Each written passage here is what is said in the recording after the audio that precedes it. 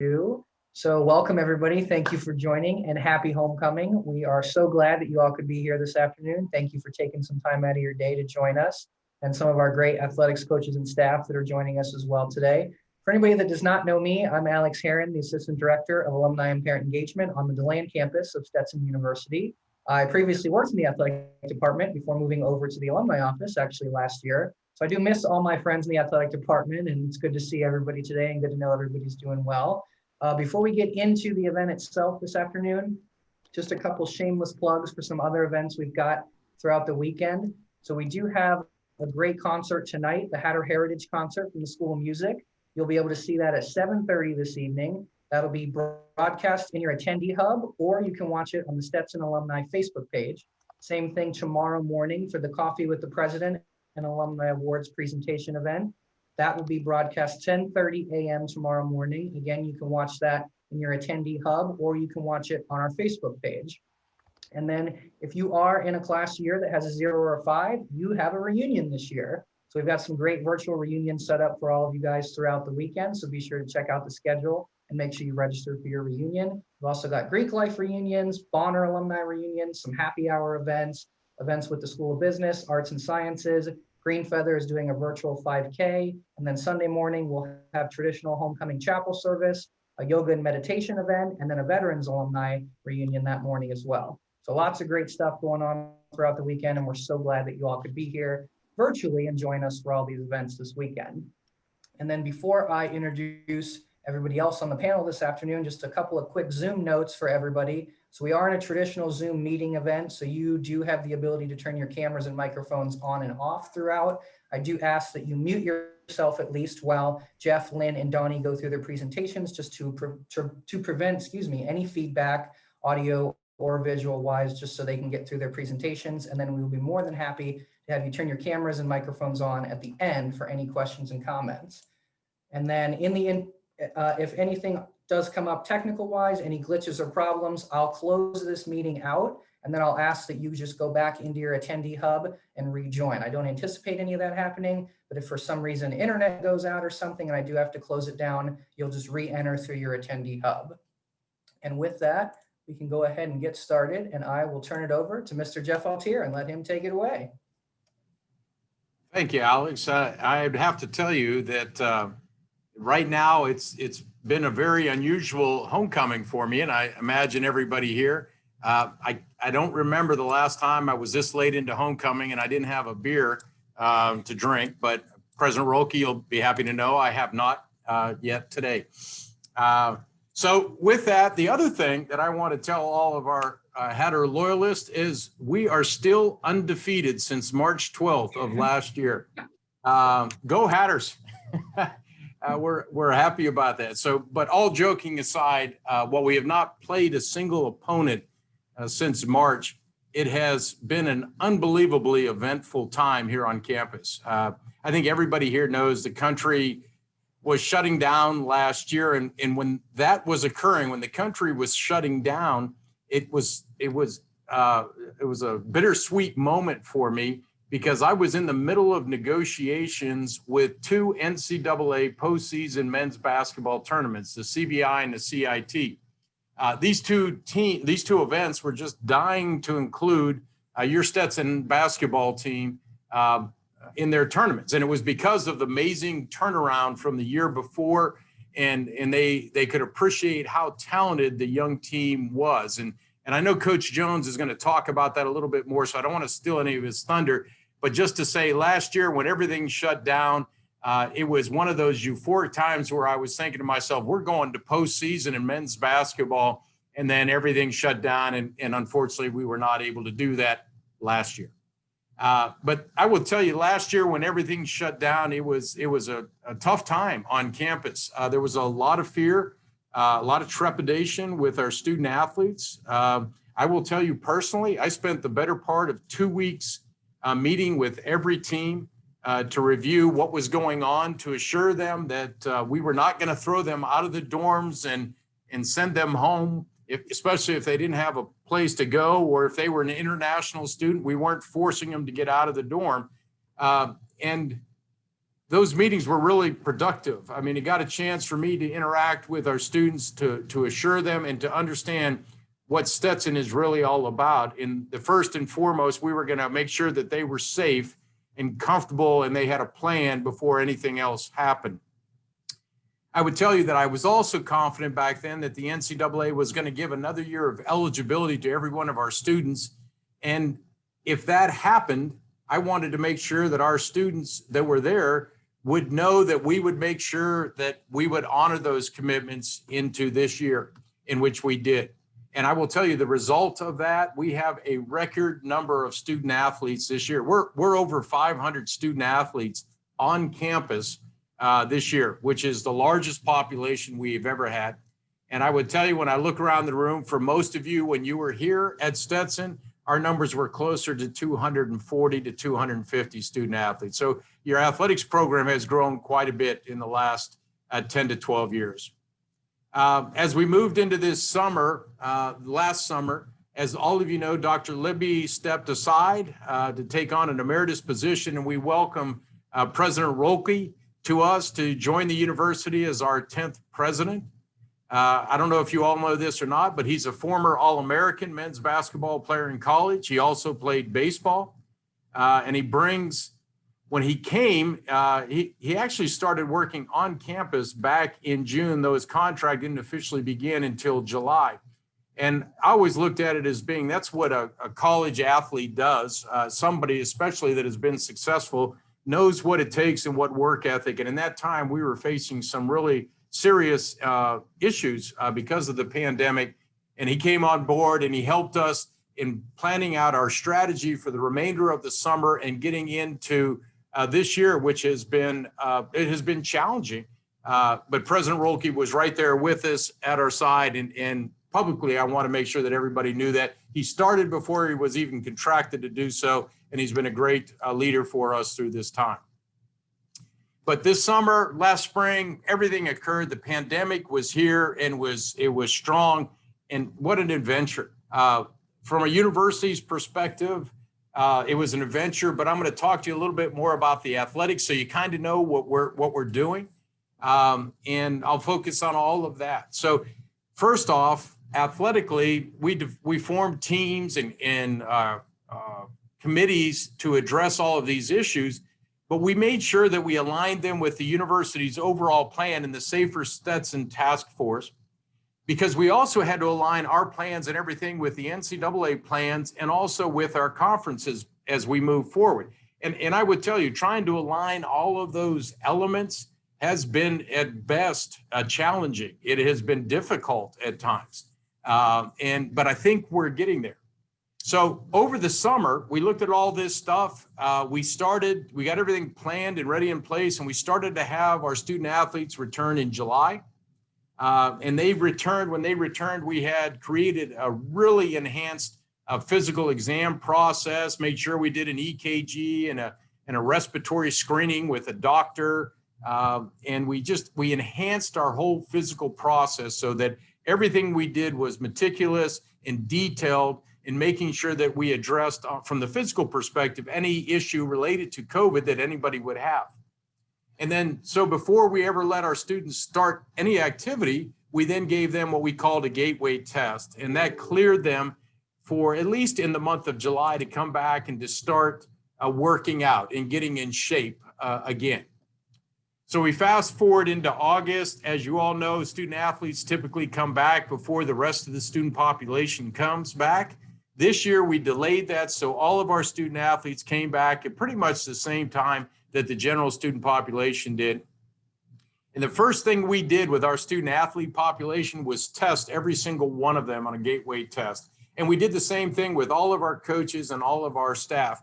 And we did that because we felt that was going to be the entryway into allowing us to begin phase one of our resocialization plan. And in our resocialization plan is a 3-phase plan. It was developed under direction of the NCAA and the CDC and the health department and all of that. And it starts with phase one, which is a 14-day period to allow our students to get acclimated back into practicing, but also to work through that and make sure they're all clear of the virus before we move into phase two. because you see in phase one, every single one of our student athletes and everything they did wore a mask. And so, and they stayed more than 6 foot distant from everybody that was there.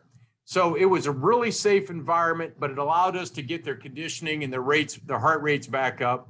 After 14 days, if there was no positive test, we moved them to phase two. Phase two, we allowed them to take the mask off. We still had to keep the 6 foot distance and where we were going, but they didn't have to wear a mask because the intensity of the workouts was increasing, and the mask interrupts air and oxygen flow. So we allowed them to take the mask off. They had to stay in phase two for a minimum of 7 days. And then we did a test, again, another gateway test to start into phase three. If we got 100% clearance from all of those teams, we then advanced them to phase three, in which phase three is where we began full-blown practice activities. And I will tell you, so far, our testing, our screening, our isolation protocols have allowed all of our teams to move into phase three. And everybody so far this semester has completed at least 4 weeks. Well, football still has a week and a half to go in their 4 weeks, but everybody's been able to complete a minimum of a 4-week phase three practice activity. And it's not been easy. I mean, there's been some challenges with it. I would, ask you, Stacy, to move to that next frame and just say, we report all of our tests. And I share that with you today because you're part of our community, but also because we've shared this with everybody. We've been very clear, and the university has been very upfront about every testing thing that we've done. And you see on your screen, this is the cycle. These are just athletic tests that we have done to test for COVID. And you can see back at different times, I would reference on the week of September 28th, we had 6 positives. And when we got that 6 positives, the result was, we had to go and contact trace every one of those students. And in that case, that resulted in us having to shut down a couple of teams. And so during the whole testing phase and this whole semester, even though we've got everybody to phase three and practicing, it hasn't been without challenges. But I would tell you from right now, the reason we've been successful and the reason we've been able to get everybody through this point is because our coaches and our student athletes, they have been committed to each other, to hold each other to the standards that we've established so that they could be able to practice, because it's tough. I don't know how well I would have done in this environment, be candid. I mean, it's challenging to be in a college environment and not be able to socialize in the way that we were all used to. But these student athletes and these coaches, they have a mission in mind, and that mission is to be able to practice, to be able to conduct those activities, and eventually to be able to play games. And they put all of that aside so that they could do that. So I would tell you, we've been testing. Pandemic has dominated everything we have done. It's kept us busy this whole summer, except when we had some downtime during the summer, we decided to bring a consulting group in. And from an athletics perspective, we started working on our shared purpose, or our mission statement, and our core values. And we had a leadership team, which both Donnie and Lynn were a part of that, to develop these core principles. And we've been rolling it out throughout the semester. So we've been doing that to keep us busy, even though we haven't been playing any games to this point in time. And because we haven't been playing games, which takes up a lot of our time during the course of a week, our staff had available time. And what we've done with that available time, we have over 40 of our staff members, many of them which are on the screen, that spend between 4 and 20 hours per week across campus helping in other areas of the university. Some of the areas of the university lost staff during this time. When I say lost staff, positions have not been filled. And so they were without some staffing people. So we've been able to send our staff into many areas of campus and help out. And I think that has been a very productive and rewarding process for all of us. I would tell you also, during the summer, when we weren't dealing with pandemic, we were building. And we are putting the finishing touches on our $3.9 million donor-funded Ettinger Golf Practice Facility. You know, this facility is just a tremendous addition to the facilities that we have built in recent years and for our students. And it is, right now, I still need to raise $600,000. So if anybody wants to talk to me afterwards, I'll be available. But we just need $600,000 more to finish out this whole $3.9 million project for our program. But that finished this summer. And then just to give you a little bit of what to look forward to for the rest of this fall semester and into the spring semester, our plan is to fully compete in basketball beginning on November 25th. And I will tell you, if we can successfully manage basketball, because it is, as you know, a full contact sport and everybody is right on top of each other during that game. If we can make sure and we can successfully manage basketball and have basketball compete, I'm pretty confident that we can do every other sport that we have.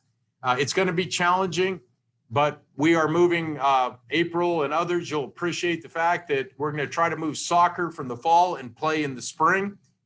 We are going to bring our volleyball into the spring and our cross country and every other sport we have and try to play those competitions in the spring. So we're fully committed to making sure our student athletes have an experience in the spring. It may not be the full experience they would have traditionally had in the fall, but when our mission is to provide each and every one of our student athletes with that exceptional experience and while they're working together to achieve excellence. And that's what we're going to try to do.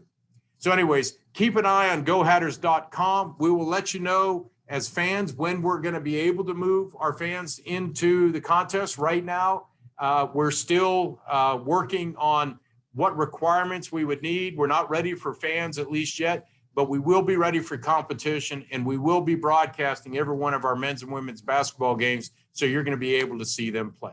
With that, Alex, I'm going to call it to an end for my comments, and I'm going to turn it over to Lynn Bria to talk to us about women's basketball and the tremendous success she's had at Stetson University in her years here.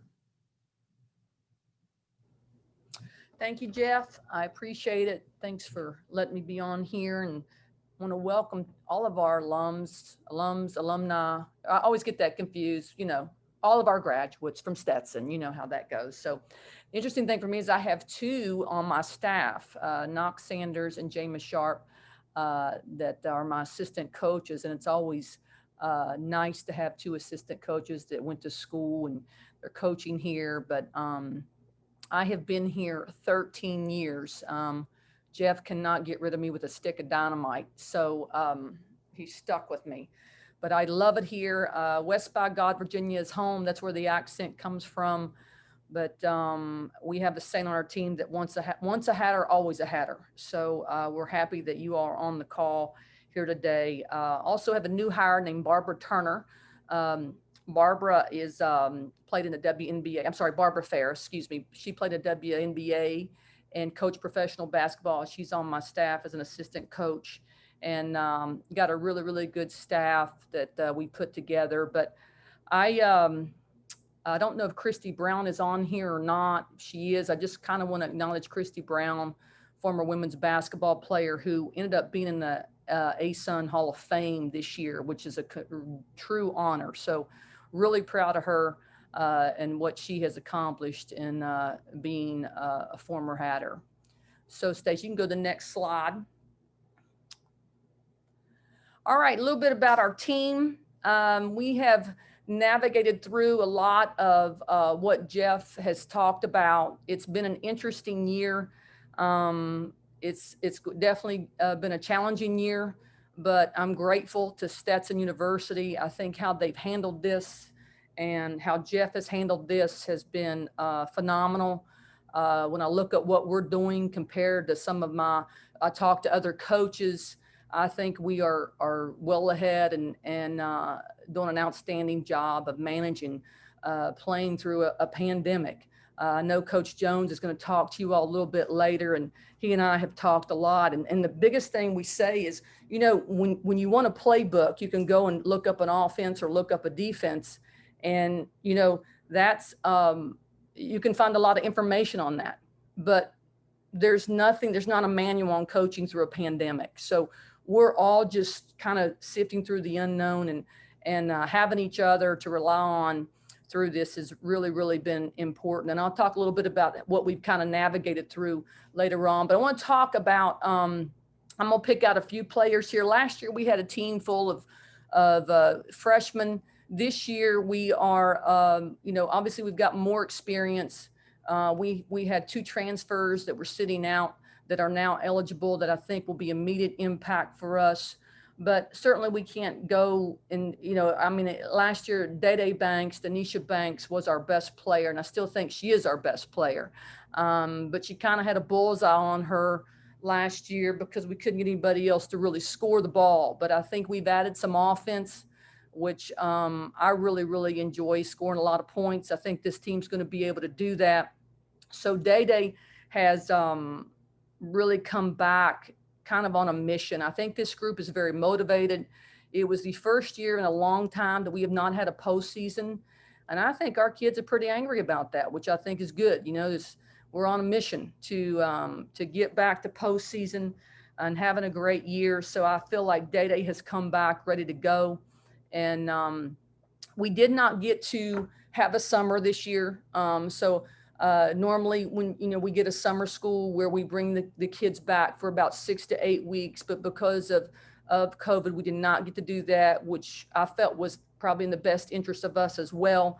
But we did keep in touch with our players virtually, and they did get to work it on their own at home. Megan Vincent is the other senior we have. As you see her, she's up there next to Day. And Megan has come back. Thank you, Stacy. Has come back ready to go. She's 6'3" post kid. And I think she's going to be she had some health issues last year, but I think she's come back really healthy and ready to go for us. Again, she's our tallest player and really does a great job in altering shots. Very good defensively for us. Probably our most improved player is one of our sophomores, the one very much on the left there, Jamiah Turner. And Jamiah, through the summer, I could tell she was on a mission. And this kid, there is no question, she's about a 5'9". We can play her, we play her on the wing, but we could put her at the point. We can, and the thing I like about her is her versatility. She can post up. She's shooting a 3 very, very well. And she is just, her head is very clear. She's so focused. She kind of, freshmen, they get a little overwhelmed at times, but I think the best thing that's happened to her is she's become a sophomore. So that's always a good thing. And then, but I like this group. I like this team. Our captains were picked, it's voted on by the team. And our 3 captains, and I just let the team vote, are Day, Megan, and Jamiah. And it's interesting that Jamiah got picked as a captain, only as a sophomore.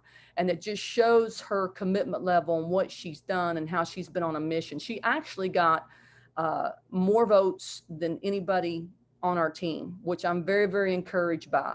So I'm really, really excited about her. So I think you can go to the next one now, Stacy.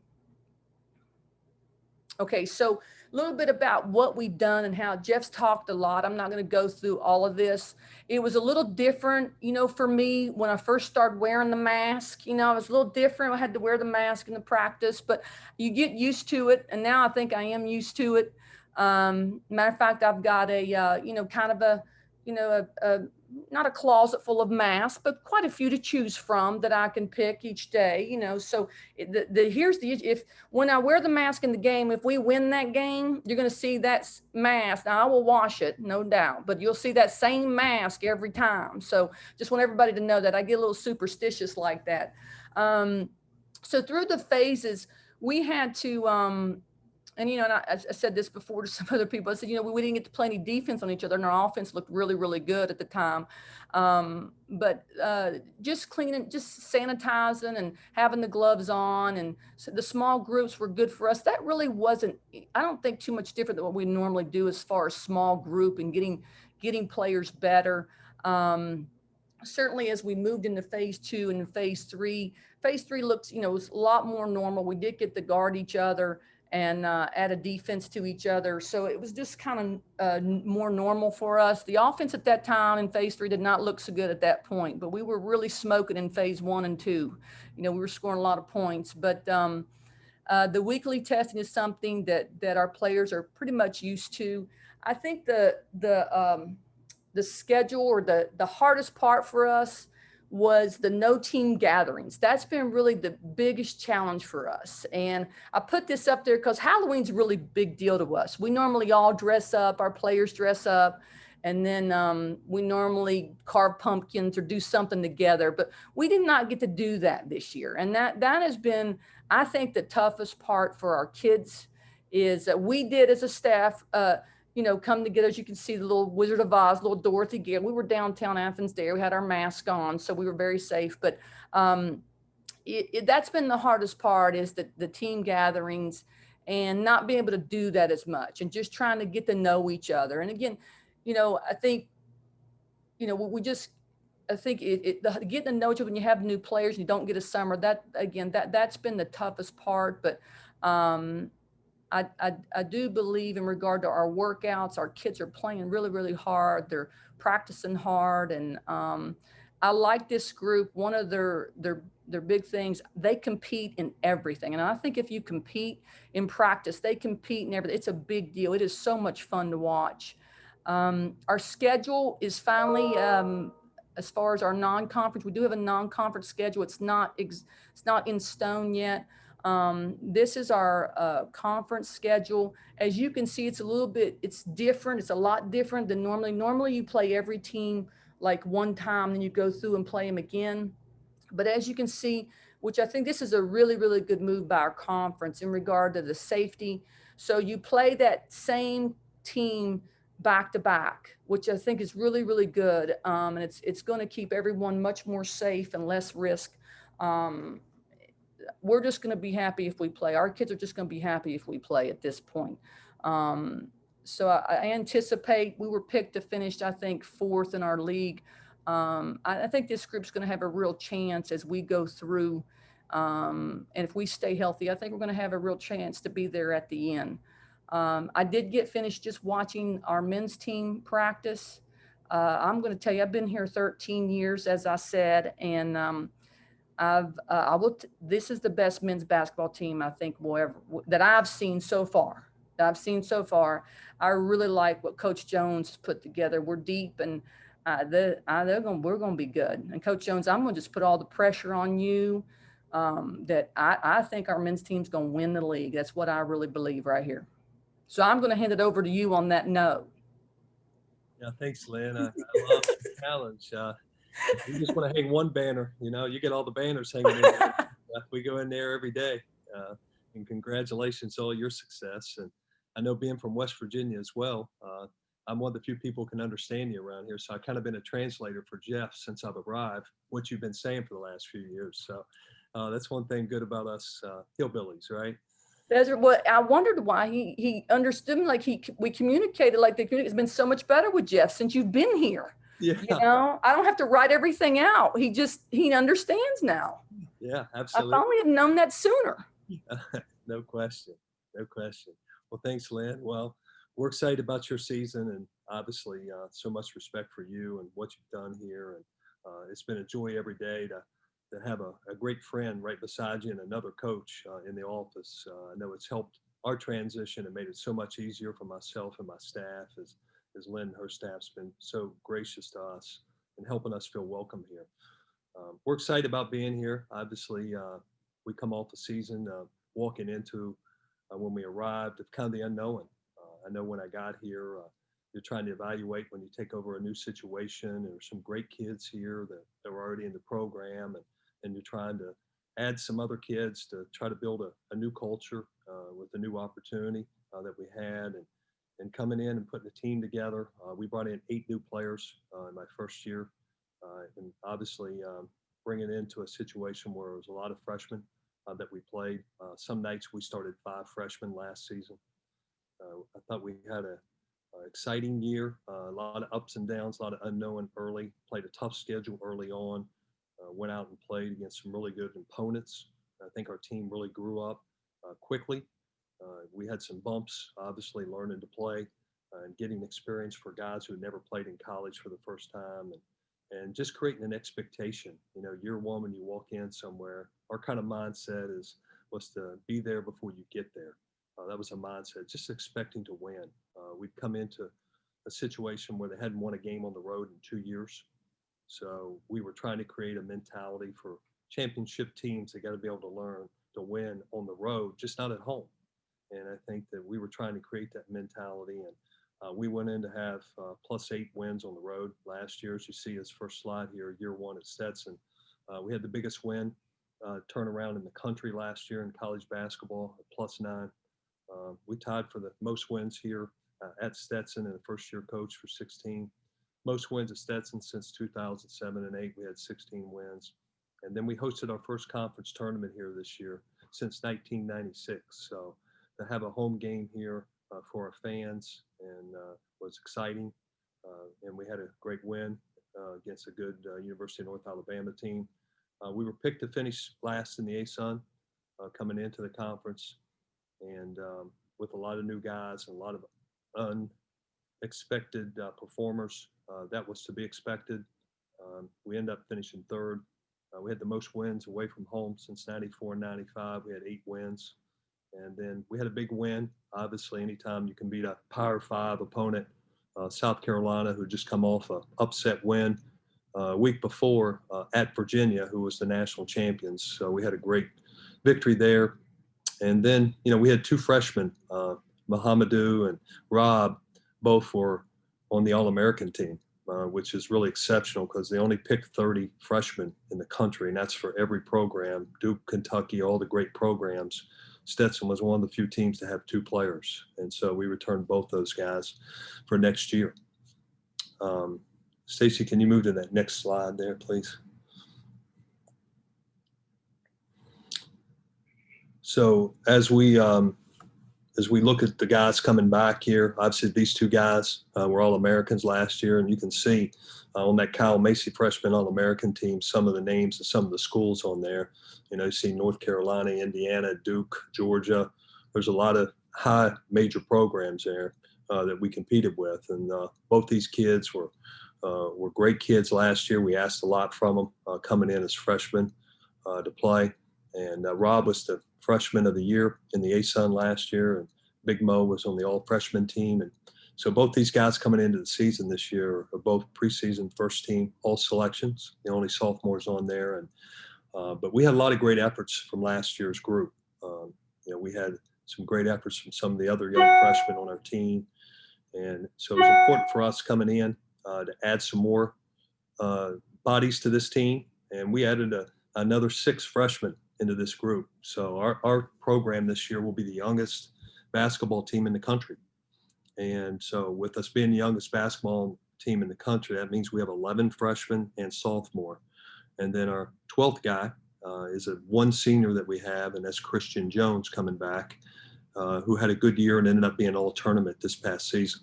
A little bit about our staff. The credit goes to our staff. I got an incredible staff, and we've been fortunate to be a part of a lot of success before we arrived here. And I think we've been able to, do a good job in being able to sell this great university and sell the great things we got going on here. And a lot of the guys that's come along with me have had a lot of success. As you can see, we've had a lot of championships, and I've been a part of a couple as a coach when I was at Florida. And Brendan Sir, my other assistant, was with the Detroit Pistons. The Bad Boys won 2 world championships and a gold medal, the '92 Dream Team. I've been a part of 14 NCAA tournaments in March myself, and I've had 9 NBA first-round draft picks, and I had a chance to obviously be a part of a lot of great coaches I've been a part of and coaching, and also been a part of coaching a lot of great players.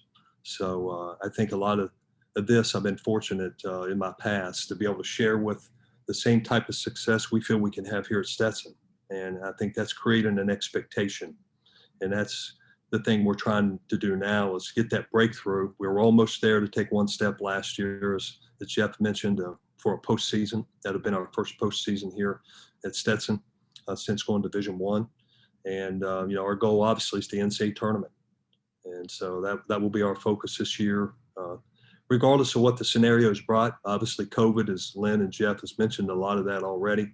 But I think it's been mentality for us about what we've talked about with our team each and every day, that it's going to be what we say will be delayed but not denied. And I think everybody's going through a challenge every day. We really try to focus on just one day at a time. It sounds very simple, but we try to win the day. We try to have a great day, try to really keep morale high. These kids have been so resilient with what they've went through just to be able to get on the practice floor or even have a chance to compete. There's been an incredible resiliency, and the word we use, which is one of our core values, is grit. We talk about being able to fight through things and being able to compete and how we bounce back. And we don't focus on adversity. We focus on the next play and what can we do to solve it.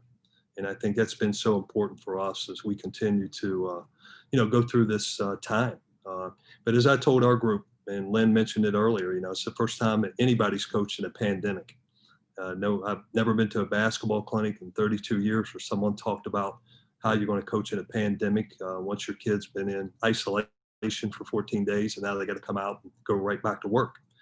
So how do we handle that? So we've done I think a really incredible job. Jeff has done a great job leading us. Our coaches have really rallied together as a group here, and how we've supported each other, how we've communicated, and how we've continued to persevere with incredible resiliency and grit. And I think that's really what this university is about. My short time here in a year and a half, it's been unbelievable. Incredible people I've met across campus and administration. Obviously, we're excited about President Roque being here leading us now, and Dr. Libby did an amazing job during her tenure here. And so the future is incredibly bright here. We're proud to be a part of it and excited to continue to take it to another level. This will be the greatest accomplishment in sports history, whoever wins the championship this year at the end of the day, because of all the hurdles you've had to go through. But there will be a champion. And we talk about it every day, and just not how we compete on the floor, but what we do every day during this time is how we represent this school and obviously represent ourselves and our program with our choices. So it's a great honor to be here. Thanks for having us. We appreciate the alumni. I wish we were standing here looking at you face to face, but we look forward to that time soon, and we appreciate all your support. Go Hatters. All right, thank you, Jeff, Lynn, and Donnie. So we'll go ahead and open it up now for any Q&A or open discussion. If you want to ask a question, feel free to drop it in the chat box and I can read it. Or if you want to turn on your camera and microphone and ask the group, you can do that as well. I do have one. I'll start with Jeff. First of all, Lynn, I was going to dress up for Halloween this year, and I saw the Wizard of Oz pictures and I gave up on my costume. I thought, there's no way I'm going to beat that. So I just did not even try because that was awesome. Thank you.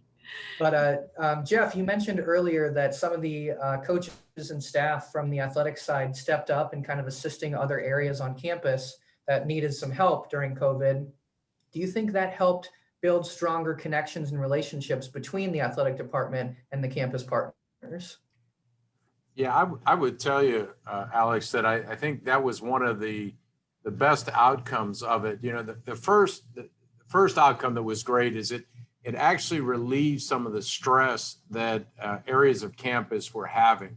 And I will tell you, I know some specific examples, the contact tracing staff and what they were trying to keep up with, especially at the onset, was overwhelming. And so we were able to quickly get 15 volunteers to go over and help that. And that, I think that sent a great message to our campus community. I mean, we've got people working in everywhere from grounds to IT to marketing in just about every division of campus. Yeah, I think it had a great impact on the morale of the community. And I'm really happy that the coaches and staff all stepped up and volunteered to do that. And the interesting thing, and I will point this out, I said that we don't have as much, we didn't do as much this fall because we weren't playing games. But in some ways, our coaches and staff have worked more hours because, especially when we started, we had to do everything in smaller groups. So a basketball team, as an example, couldn't go out there with 14 players and start having practice. They had to break that down into smaller groups, which meant all that meant was the coaches had to work more hours to be able to do that. So they were working more hours to provide their students with what they needed, but then they were also taking time to go out and help the rest of campus. And I do think it had an impact positively.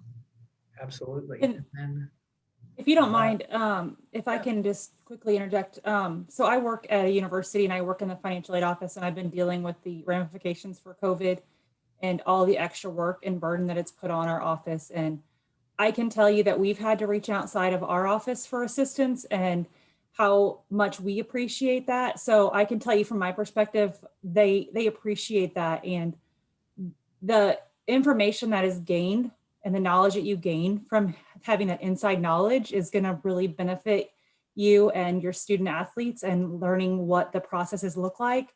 I mean, even from a financial aid perspective, I can tell you when I came, I knew nothing about financial aid. My mom did stuff, but the knowledge that you guys as coaches, whoever in whatever area you're doing, it's going to help you long-term. It's not just right now that you're helping, but it's going to be a long-term help. So that's from my perspective, being in the financial aid office. So I say thank you on behalf of those offices as well. It's awesome. Thank you for sharing, April. And I totally agree. So if anybody on the call, if anybody got one of those homecoming in a box packages, you can also thank some athletic staff members. We had a couple from the sports information office come over and help us stuff those and package them and get them ready to go. So, I mean, they've been great in helping literally every area of campus that needs it. So we're very thankful to them as well. So the next question I'll kind of throw to Donnie and Lynn to answer. One, how excited are your student athletes to get back to competition? And two, what's it going to be like stepping out on the court again for a game for the first time? Well, I think our players are, they're just say they're excited our players just want an opportunity to play. It's all about them playing and being together. I think that's, they're here, yes, to get a degree, no question about that. And that's going to happen, but they're also, the second thing here is to play basketball. And I think, they're athletes, they want to compete, and they want to have the opportunity to compete against somebody else besides ourselves. So I think they're really, really excited. And I know, they were actually even been excited just to practice and be together. Yeah, I kind of just obviously agree with Lynn. Opportunity to play against another opponent, first of all. They've only seen each other. I think to see something really come true, to actually play a game, it seems like that's been so far away since last March. For this group will be huge for them. Something as a short-term goal just to get to a game and play will be huge for our guys. And I think just have the opportunity to be rewarded for everything they've been through is so vital, I think, as we move forward. But we know it's such a journey. You try to break it down in small parts as you go. Instead of looking to the big picture, you just take them one at a time and realize that they'll be excited just to compete. Absolutely. And then we did have another question come in here in the chat. And I know some things might not be set in stone yet, but how many non-conference games are both basketball teams planning on playing this season? We're set up for 9. If you would play in an MTE, which is a preseason tournament, you would be allowed 11. But right now we will play 9. We're not in an MTE, and we're still working on finalizing our schedule. We're close. We just got to close the contracts down right now, but we'll have some exciting teams here that we look forward to playing in the state that I think our alumni will be happy to hear. We have the same. It's 9. We do not play in an MTE either this year, and really, we do end up playing more. It's more local schools, like we play Miami, South Florida, which I think are going to be really, really, I think our non-conference schedule is going to be really good for us and prepare us for our conference. Hey, Alex, and if I could just add in, just for fans as well, when we start our games playing, is we're not going to be having fans in the stands. It really is going to be similar to what happened with the NBA and with NFL and even college football. We're gonna get the game started. We're gonna make sure that we have all of our protocols in place, that we're safe. We're gonna be doing the video, so you'll be able to watch the games. Just won't be able to come in person. We hope to get to a point in January that we'll have the fans and people will be able to attend and grow those numbers, as long as we can provide a safe environment, primarily for our students. So I just want to make sure our fans know that as well. Absolutely. And Jeff, I know we're working on basketball first. Is there any update you can provide on any of the other sports that'll be hopefully playing in the spring, and kind of what their return might look like? Yeah, it's for all of our teams, we're looking at a return date of either January 4th or January 10th. So as you can imagine, basketball stay here during the entire winter semester, or during the winter break. They're still here. But the rest of our teams start coming back on January 4th and January 10th. The rest of the campus doesn't come back till January 14th. And we'll be able to get our student athletes tested and screened and moving towards practice, with the intent of conducting as many competitions as we can in every sport that we have, with the exception of our fall sports. So our fall sports, which were football and volleyball and cross country, that traditionally in soccer's that play in the fall, and we're moving them to the spring, we're not going to be able to play a full schedule. So we're going to likely play a conference only and a couple games on top of that, just to make sure we meet the NCAA minimum sports to qualified competitions, so that we can qualify for a championship, because each of those sports will have a championship in the NCAAs if we're playing in the spring semester. The rest of our teams, we're trying to do normal. I'm on the baseball committee, and with that, we were trying to send a message to all of the baseball teams in the nation, is plan on playing 56. We think it's going to be tough to get those in, but plan on playing all that you can, and then we'll move forward. Absolutely. Thank you for sharing. And I'll go ahead and open it up again. If anybody has any final questions for anybody in the group before we close out, you can feel free to chat them in, or again, you can turn on your cameras and microphones and ask away if you would like to ask a question or have any comments for the group at all. And again, I thank everybody for taking time out of their day to be here and join us this afternoon, almost into the evening. We hope that everybody has a great rest of the homecoming weekend as well. Yes, go ahead. Jeff, are we going to have problems with getting northern teams to come down during the spring to play ball? We're having problems with anybody that's not a bus ride away coming into play. So a lot of our contests that we had originally scheduled, I know Lynn had a multi-team event in Texas that she was scheduled to play in, and that's why our schedule's not released. To be honest with you, this thing has been so dynamic that it changes from day to day, and we anticipate that we're finding that air travel is not that bad. What's bad is getting to the airport and getting to the airplane.